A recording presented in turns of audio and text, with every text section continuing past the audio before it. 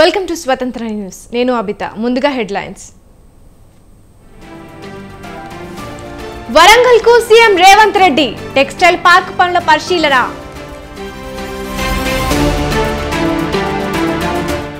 మాజీ ఎంపీ రమేష్ రాథోడ్ మృతి. కిడ్నీ సమస్యతో చికిత్స పొందుతూ మృతి.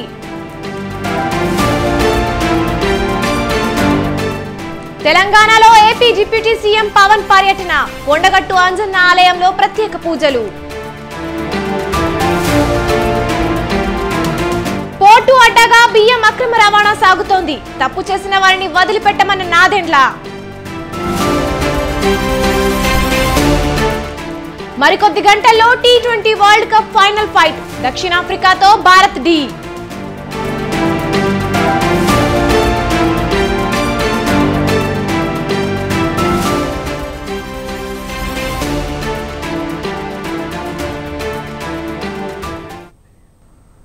AP deputy CM Pawan Kalyan Kondagattu Anjaneya Swamy ఆలయంలో ప్రత్యేక పూజలు చేశారు. కొండగట్టు ఆంజన్నకు మొక్కులు చెల్లించుకుంటున్నారు. గతంలోనూ పవన్ కొండగట్టు ఆంజన్నను దర్శించుకున్నారు. అయితే డిప్యూటీ సీఎంగా పదవి చేపట్టాక తొలిసారి ఆయన కొండగట్టుకు వచ్చారు. దీంతో కొండగట్టుపై పవన్ అభిమానులతో సందడి వాతావరణం నెలకొంది.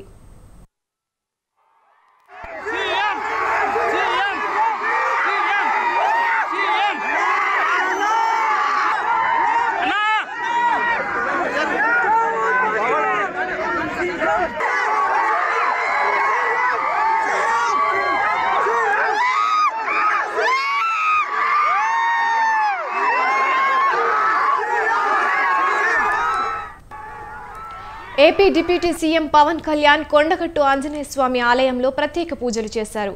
కొండగట్టు ఆంజన్నకు మొక్కులు చెల్లించుకుంటున్నారు. గతంలోనూ పవన్ కొండగట్టు ఆంజన్నను దర్శించుకున్నారు. అయితే డిప్యూటీ సీఎంగా పదవి చేపట్టాక తొలిసారి ఆయన కొండగట్టుకు వచ్చారు. దీంతో కొండగట్టుపై పవన్ అభిమానులతో సందడి వాతావరణం నెలకొంది.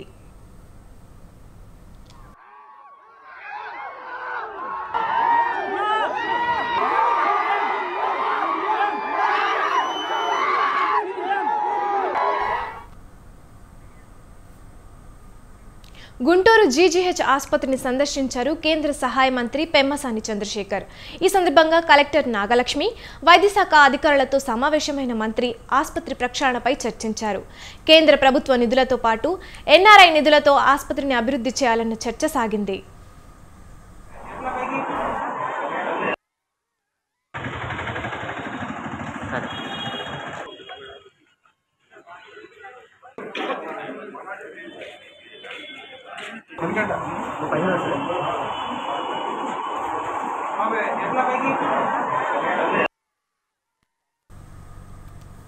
వికారాబాద్ జిల్లా చేవెళ్ల ఎమ్మెల్యే కాళ యాదయ్య బీఆర్ఎస్ పార్టీని విడి కాంగ్రెస్ పార్టీలోకి చేరడాన్ని Congress party working president Kondal Yadav వ్యతిరేకించారు. నవపేట్ మండలం కేంద్రంలో చేరికలకు వ్యతిరేకంగా దీక్ష చేపట్టారు. రాష్ట్రంలో కాంగ్రెస్ పార్టీ ఎక్కడ ఉందన్న కాళ యాదయ్య ఆ పార్టీలో చేరడం హాస్యాస్పదమన్నారు. సీఎం రేవంత్ రెడ్డి కాళ యాదయ్యను కాంగ్రెస్ పార్టీలోకి చేర్చుకోవడంపై పునరాలోచన చేయాలన్నారు. 10 సంవత్సరాలుగా కాంగ్రెస్ పార్టీ కార్యకర్తలను ఎన్నో రకాలుగా ఇబ్బందులు పెట్టిన యాదయ్యను పార్టీలోకి చేర్చుకోవడం చేవెళ్ల నియోజకవర్గ కాంగ్రెస్ పార్టీ నాయకులు, కార్యకర్తల మనోభావాలను దెబ్బతీసే విధంగా ఉందన్నారు. కార్యకర్తల అభిప్రాయాలు, మనోభావాలను అధిష్టానం పరిగణలోకి తీసుకోవాలన్నారు కొండల్ యాదవ్.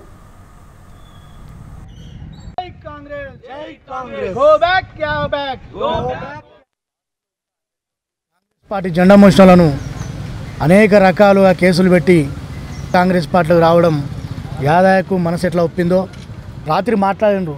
కానీ మాకు మనసు ఒప్పలేదు. మేము ఎట్టి పరిస్థితిలో నష్టపోయిన దాంట్లో ఈ నవపేట మండలం నేను ముందంజలో ఉంది. కాంగ్రెస్ పార్టీ యొక్క వాళ్ళ అవసరాలకు, వాళ్ళ బీఆర్ఎస్ పార్టీ యొక్క అవసరాల గురించి అక్కడ అవసరం అయిపోయింది. ఇక్కడ ఈరోజు మళ్ళా డబ్బులు దండుకుందాం, వెంచరాల సంపాదించుకుందాం, నమ్మిన కార్యకర్త పంగనామాలు పెడదాం, మళ్ళీ ఇందులోకి వచ్చారని చెప్పేసి మీరు ఒకసారి గమనించాలని కోరుతున్నాం. ఈ ఆమరణ దీక్ష మరవను. కాంగ్రెస్ పార్టీ జెండా మోషణలను అనేక రేపో మాపో కొత్త పీసీసీ చీఫ్ ప్రకటన రానున్నట్టు తెలుస్తోంది. ఇక సీఎం రేవంత్ రెడ్డి పరిపాలనపై మరింత ఫోకస్ చేయనున్నారా? 10 ఏళ్లుగా పెండింగ్లో ఉన్న రాష్ట్ర విభజన సమస్యలపై కీలక నిర్ణయం తీసుకునేందుకు సిద్ధమవుతున్నారా? దీనిలో భాగంగా విభజన సమస్యల పరిష్కారానికి ద్విముఖ వ్యూహాన్ని అమలు చేయనున్నారా? ఇంతకు రేవంత్ సర్కార్ ప్లాన్ ఏమిటి? Watch this story.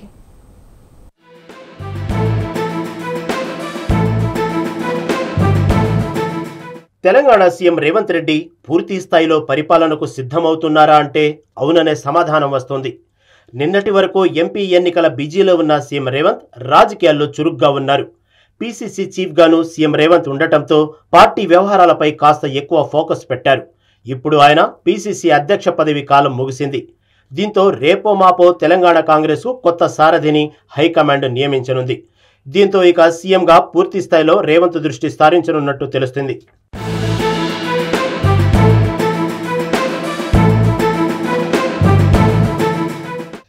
రాష్ట్రంలో సంక్షేమం, అభివృద్ధి దిశగా తన పరిపాలన ఉండేలా జాగ్రత్తలు తీసుకుంటూనే రాష్ట్ర విభజన అంశాలపై సీఎం ప్రత్యేకంగా దృష్టి సారించనున్నట్టు తెలిసింది. తెలంగాణ ఆవిర్భవించి 10 ఏళ్లు పూర్తయిన సంగతి తెలిసింది. అయితే 10 ఏళ్లు పూర్తయినా ఇప్పటికీ నాటి కేంద్ర ప్రభుత్వం ఇచ్చిన విభజన హామీలు నెరవేరలేదు. నాడు పార్లమెంట్లో విభజన చట్టంలో చేర్చిన ప్రధానమైన అంశాలు ఇప్పటికీ కొన్ని అమలుకు నోచుకోలేదు.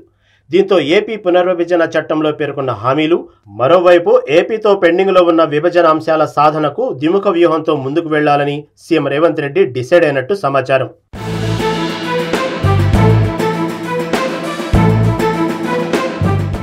అసెంబ్లీ సమావేశాలకు ముందే విభజన సమస్యల పరిష్కారానికి ప్రత్యేకంగా కేబినెట్ సబ్ కమిటీ వేయాలని సీఎం రేవంత్ నిర్ణయించినట్టు తెలిసింది.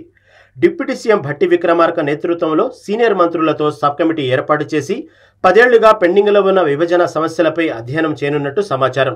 విభజన అంశాలతో పాటు ఏపీతో పెండింగ్లో ఉన్న ఉమ్మడి ఆస్తులు, అప్పులు, హామీల విషయాల గురించి కేబినెట్ సబ్ కమిటీ పనిచేయనున్నట్టు తెలిసింది. తెలంగాణకు సంబంధించి పార్లమెంటు సాక్షిగా విభజన చట్టంలో పేర్కొన్న అంశాలపై కేంద్రంపై పోరుకు సబ్ కమిటీ రెడీ అవుతున్నట్టు సమాచారం. బయ్యారం ఉక్కు factory, Kazipet railway coach factory, హైదరాబాద్కు ఐటీఐఆర్ ప్రాజెక్టు పైన రాష్ట్రానికి రావాల్సిన హక్కులపై సబ్ కమిటీ కేంద్ర ప్రభుత్వంపై ఒత్తిడి తీసుకురానున్నట్టు తెలిసింది.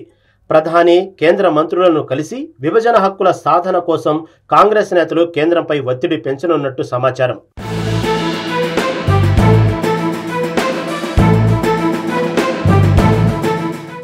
గత 10 ఏళ్లుగా ఏపీతో విభజన నాటి ఆస్తులు, అప్పులపై పంచాయతీ కొనసాగుతూనే ఉంది. అదేవిధంగా ప్రాజెక్టులు, కృష్ణా, గోదావరిలో నీటి వాటాలపైన వాదోపవాదాలు కొనసాగుతూనే ఉన్నాయి.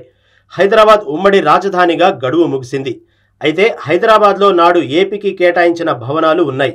షెడ్యూల్ 9, 10లో ఉమ్మడి ఆస్తులు, అప్పుల వ్యవహారం తేలాల్సి ఉంది. వీటన్నింటిపైన నాటి కేసీఆర్ సర్కారు నిర్లక్ష్య వైఖరి అవలంబించిందని రేవంత్ ప్రభుత్వం ఆరోపిస్తుంది. ఇక ఏమాత్రం ఆలస్యం చేయకుండా వీటి పరిష్కారానికి కృషి చేయాలనే ఉద్దేశంతోనే కేబినెట్ సబ్ కమిటీ శ్రీకారం చుట్టినట్టు కాంగ్రెస్ వర్గాలు తెలియజేస్తున్నాయి. ఏపీ ప్రభుత్వంతో సంప్రదింపులు, చర్చల ద్వారా సాధ్యమైనంత తొందరగా పెండింగ్ సమస్యలు పరిష్కరించుకోవాలని రేవంత్ సర్కార్ భావిస్తున్నట్టు సమాచారం.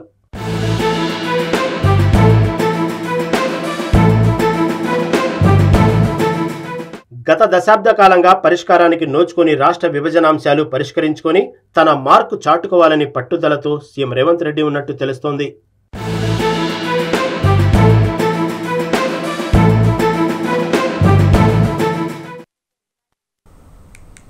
కొమరంభీం జిల్లాలో విద్యార్థులకు విద్యాబుద్ధులు నేర్పాల్సిన పాఠశాల యాజమాన్యం గతి తప్పింది. వాంకిడి మండలం బంబారా మోడల్ పాఠశాలలో స్వీపర్తో చేయించాల్సిన పనులను విద్యార్థుల చేత చేయిస్తున్నారు. జిల్లాలో కురిసిన వర్షాలకు పాఠశాల ఆవరణలో వర్షపు నీరు చేరింది. దీంతో ఉపాధ్యాయులు విద్యార్థులతో చెత్తను ఊడ్పించారు.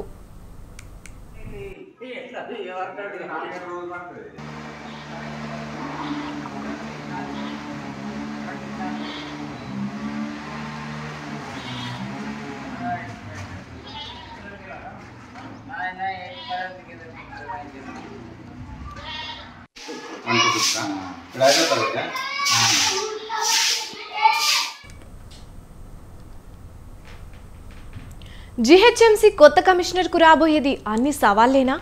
ఒకవైపు అప్పులు, మరోవైపు వర్షాకాలం కష్టాలు పొంచి ఉన్నాయి.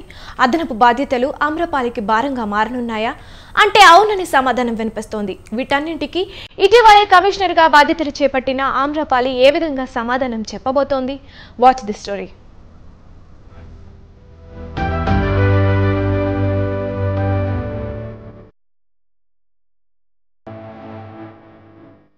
గ్రేటర్ హైదరాబాద్ నగరం తెలంగాణ రాష్ట్రంలో అన్ని మున్సిపల్ కార్పొరేషన్లలో జిహెచ్ఎంసి కీలకమైన కార్పొరేషన్. జిహెచ్ఎంసి లో తీసుకునే ఏ నిర్ణయమైనా రాష్ట్ర వ్యాప్తంగా చర్చ జరగాల్సిందే. ఈ జిహెచ్ఎంసి లో తీసుకునే నిర్ణయం ప్రభుత్వ పనితీరుకు మార్కులు పడే విధంగా ఉంటాయి. అలాంటి జిహెచ్ఎంసి కమిషనర్ గా ఐఏఎస్ అధికారిని యంగ్ అండ్ డైనమిక్ ఆఫీసర్ గా పేరొందిన ఆమ్రపాలికి బాధ్యతలు అప్పగించారు. పూర్తి అదనపు బాధ్యతలు ఇస్తూ తెలంగాణ ప్రభుత్వం ఉత్తర్వులు జారీ చేసింది.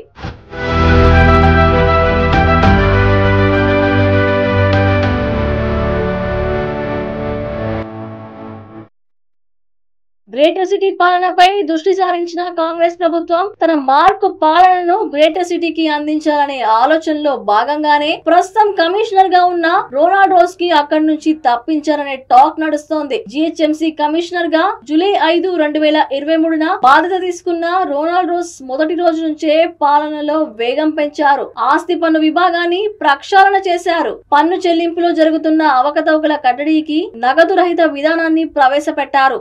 ఆర్థిక విభాగాన్ని పూర్తిగా డిజిటలీకరణ చేశారు. పై వంతెన నిర్మాణ పనులను కొనసాగించడంపై దృష్టి పెట్టారు. పార్లమెంట్, అసెంబ్లీ ఎన్నికలకు విజయవంతంగా నిర్వహించారు. ఓటరు జాబితా ప్రక్షాళన చేసి పోలింగ్ శాతం స్వల్పంగా పెరిగేందుకు కృషి చేశారు.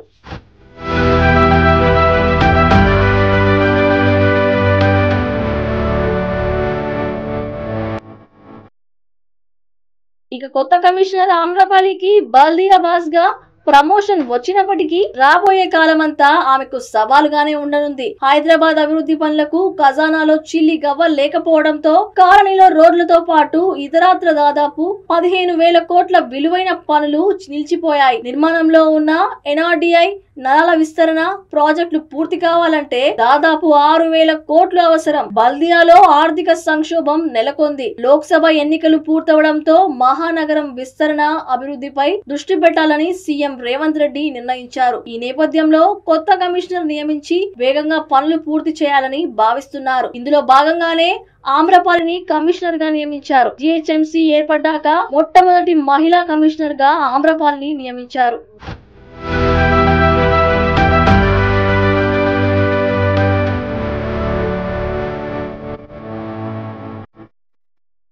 వర్షాకాలం సీజన్ స్టార్ట్ అయింది. ఈ సీజన్ అంతా చిన్న చినుకు పడిన నగరం అంతా చిత్తుడిలా మారుతోంది. వాటర్ లాగిన్ పాయింట్లు గుర్తించినట్లు, ప్రత్యామ్నాయ ఏర్పాట్లు చేసినట్లు అటు జలమండలి ఇటు జిహెచ్ఎంసి చెప్తున్నప్పటికీ చినుకు పడగానే రోడ్లపై నీళ్లు నిలిచి నదులను తలపిస్తున్నాయి. రాబోయే వర్షాకాలం అంతా జిహెచ్ఎంసికి ఒక సవాలే అంటున్నారు అధికారులు. మరోవైపు శానిటేషన్ కు సంబంధించిన అంశంపై ముఖ్యమంత్రి ఇప్పటికీ 2 సార్లు సమీక్ష నిర్వహించి హెచ్చరించారు. అయినా ఫీల్డ్ లెవెల్లో అధికారుల పనితీరు ఏమాత్రం మారడం లేదు. ఈ విషయంపై ఆమ్రపాలి తన మార్క్ ఏ రకంగా చూపిస్తారో చూడాల్సి ఉంటుంది.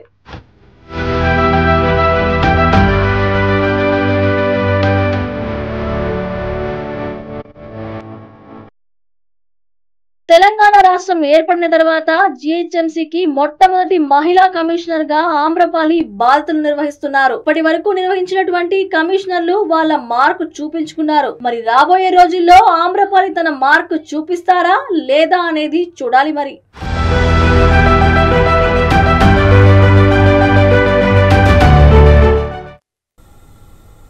నీటి నాణ్యత పరీక్షలు గ్రేటర్ పరిధిలో నానాటికి తీసుకట్టు అన్నట్లుగా సాగుతున్నాయా అంటే అవుననే సమాధానం వినిపిస్తోంది.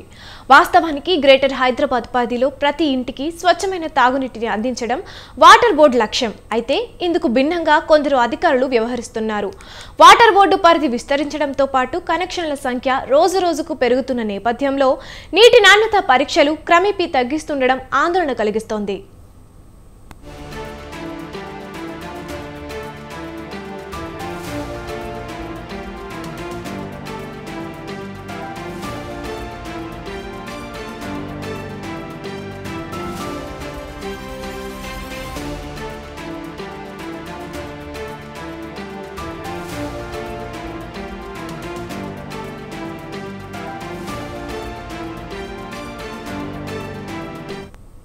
గతంలో రోజు 12,000 నీటి పరీక్షలు చేయగా ప్రస్తుతం రోజుకు 4,000 వరకు మాత్రమే చేస్తున్నామని వాటర్ బోర్డు క్వాలిటీ విభాగం అధికారులే చెబుతున్నారు. దీంతో తాగునీటిలో కలుషిత జలాలు చేరి పలు కాలనీలు, బస్తీల్లో ప్రజలు రోగాల బారిన పడుతున్నారు. ఇప్పటికే నీటి పరీక్షలు పెంచాలని మున్సిపల్ శాఖ నుంచి ఆదేశాలు ఉన్నా సిబ్బంది పెద్దగా పట్టించుకోవడం లేదన్న విమర్శలున్నాయి.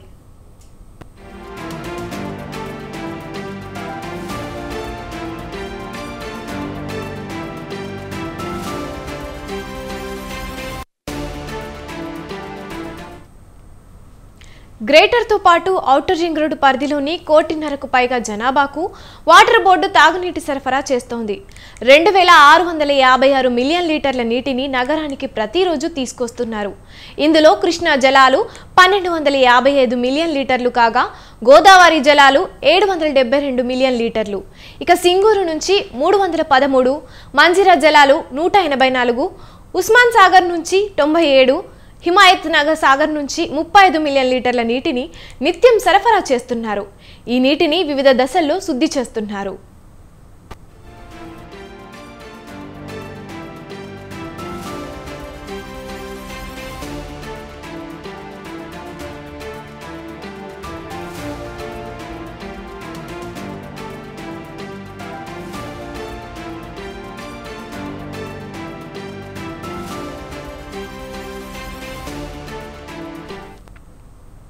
ఇప్పటి వరకు ఒక ఎత్తైతే ఇప్పుడు వర్షాకాలం వచ్చింది.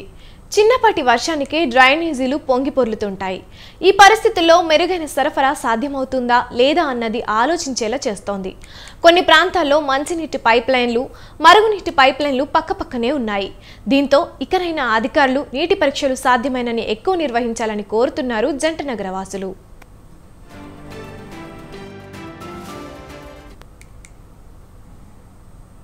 అనంతపురం జిల్లాకు ఎస్జిటి పోస్టులు పెంచాలని నిరుద్యోగులు, డిఎస్సి అభ్యర్థులు ఆందోళన చేపట్టారు.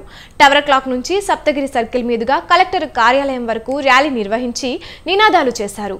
రాయలసీమ ప్రాంతంలో కరువు జిల్లా అయిన అనంతపురానికి డిఎస్సి నోటిఫికేషన్లో ఎన్జిటి పోస్టులు తక్కువ కేటాయించారని ఆగ్రహం వ్యక్తం చేశారు. కూటమి ప్రభుత్వం గెలవాలని నిరుద్యోగులంతా ఐక్యంగా గెలిపించుకున్నామన్నారు. ఎన్నికల ముందు నారా లోకేష్ జీవో 107 రద్దు చేస్తామని హామీ ఇచ్చారన్నారు. జీవోను రద్దు చేయకపోగా జిల్లాకు తక్కువ ఎన్జిటి పోస్టులను కేటాయించారని ఆవేదన వ్యక్తం చేశారు. ఇప్పటికైనా ప్రభుత్వం పునరాలోచన చేసి న్యాయమైన డిమాండ్లు పరిష్కరించాలని కోరారు.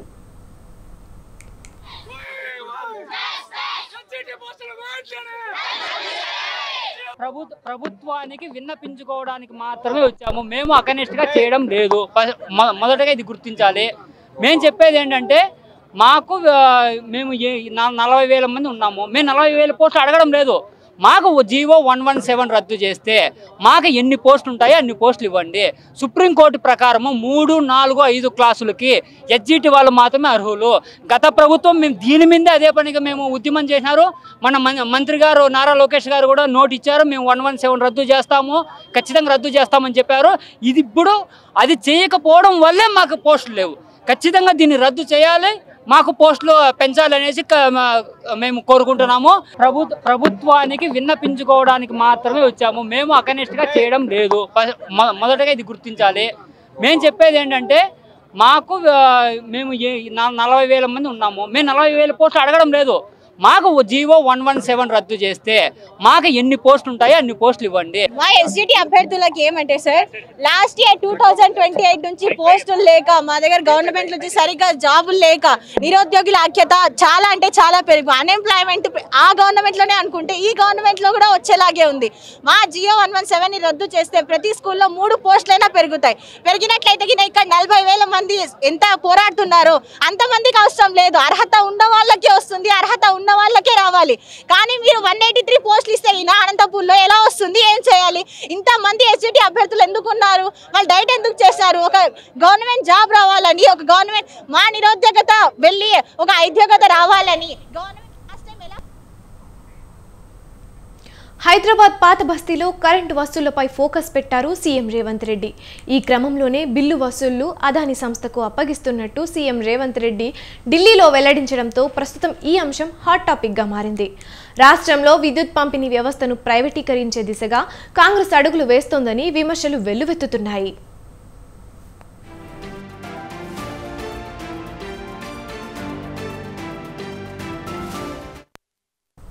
పాత బస్తీలో విద్యుత్ పంపిణీ బాధ్యతలను పైలట్ ప్రాజెక్టుగా అదాని గ్రూప్కు అప్పగించాలని నిర్ణయించిన రేవంత్ సర్కార్ దీనికి సంబంధించి ఉన్నత స్థాయిలో సమావేశాలు జరిపింది. అదాని సంస్థ సైతం ఇప్పటికే డిస్కమ్ నుంచి సమాచారం సేకరించింది. అయితే కరెంటు పంపిణీ బిల్లుల వసూలు బాధ్యతలను ప్రైవేట్కు అప్పగించాలంటే ముందుగా రాష్ట్ర ప్రభుత్వం డిస్కంలకు అనుమతి ఇవ్వాలి. తర్వాత డిస్కంలు టెండర్లు పిలిచి ప్రైవేట్ కంపెనీలను ఎంపిక చేయాలి. ఇంకా ప్రభుత్వం అనుమతి ఉత్తర్వులు ఇవ్వకపోయినా ఈ దిశగా చర్చలు సాగుతున్నాయి. అదాని సంస్థ బృందాలు కొంతకాలంగా పాత బస్తీపై అధ్యయనం చేస్తున్నాయి. పాత బస్తీని అప్పగిస్తున్నందున భవిష్యత్తులో నష్టాలొచ్చే ఇతర విద్యుత్ సర్కిళ్లకు అదే విధానం వర్తిస్తుందా అనేది ప్రస్తుతం చర్చనీయాంశంగా మారింది.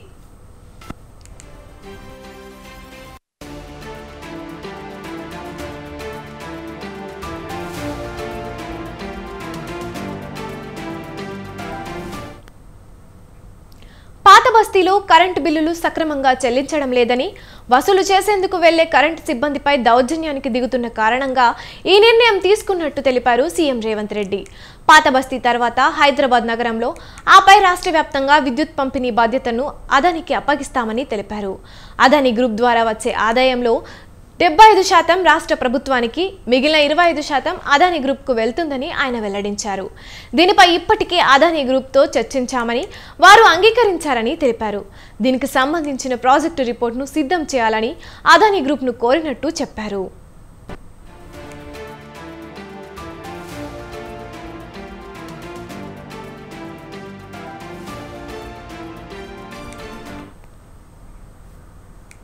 కేంద్రపాలిత ప్రాంతం లడఖ్లో ఘోర ప్రమాదం చోటు చేసుకుంది. లడఖ్లోని వాస్తవ నియంత్రణ రేఖకు సమీపంలో నది దాటుతున్న సమయంలో ట్యాంకు ప్రమాదానికి గురై 5 సైనికులు మరణించారు. ట్యాంక్ ఎక్సర్సైజ్లో భాగంగా నది దాటుతుండగా ఈ విషాదం చోటు చేసుకుంది.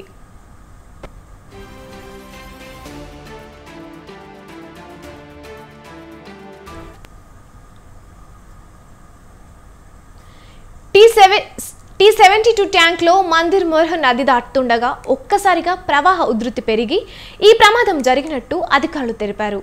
దౌలత్ బెగ్ ఓల్డీ ప్రాంతంలో భారత సైన్యం నిర్వహించిన విన్యాసాల్లో తెల్లవారుజామున ఈ ప్రమాదం జరిగినట్లు తెలుస్తోంది. నదిని దాటే ట్యాంకు విన్యాసాలు చేస్తుండగా ఒక్కసారిగా నీటి ఉధృతి పెరిగింది.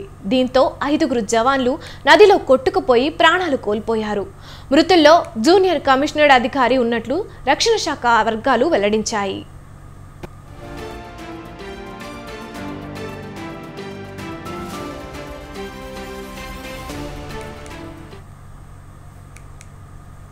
మొన్నటి వరకు తీవ్రమైన వేడితో ఉక్కపోతతో అల్లాడిన దేశ రాజధాని ఢిల్లీ ఇప్పుడు వర్షం దాటికి వణికిపోతోంది. రికార్డు స్థాయి వర్షపాతం కురవడంతో హస్తినాలో రోడ్లపై మోకాల లోతు నీళ్లు చేరాయి.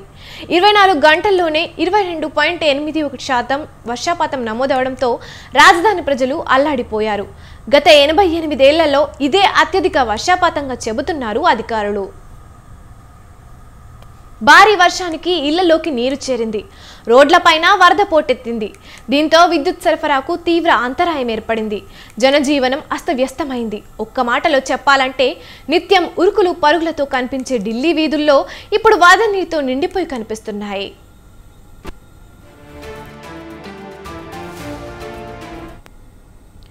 సఫ్దర్జంగ్, అశోకా రోడ్, ఫిరోజ్ షా రోడ్, కన్నట్ ప్లేస్లో రోడ్లు నీట మునిగిపోగా అండర్ పాస్లను మూసేశారు. నగరంలోని ఇందిరాగాంధీ అంతర్జాతీయ విమానాశ్రయం టెర్మినల్ 1కి చెందిన పైకప్పులో కొంత భాగం కుప్పకూలింది. దీంతో ఒకరు మృతి చెందగా పలువురు గాయపడ్డారు. ఒకవైపు పార్లమెంటు సమావేశాలు జరుగుతుండడంతో వాటికి హాజరయ్యేందుకు వచ్చిన ఎంపీలు తీవ్ర ఇబ్బందులు పడ్డారు. లోతి ఎస్టేట్స్లో ఉన్న ఎస్పీ ఎంపీ రాంగోపాల్ యాదవ్ను ఆయన సిబ్బంది ఎత్తుకొని తీసుకొచ్చి మరీ కారులో కూర్చోబెట్టాల్సిన పరిస్థితి తలెత్తింది.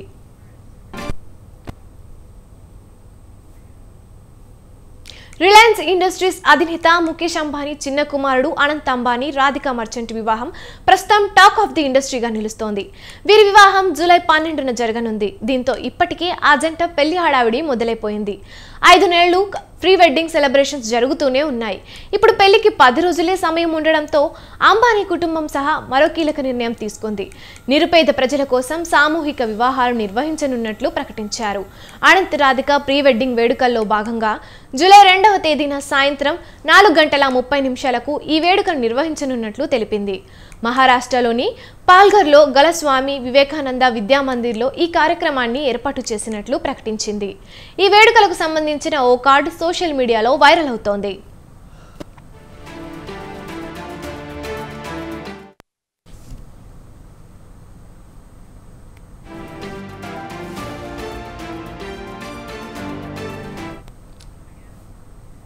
ఇవి ఇప్పటి వరకున్న బులెటిన్ అప్డేట్స్. చూస్తూనే ఉండండి స్వతంత్ర న్యూస్.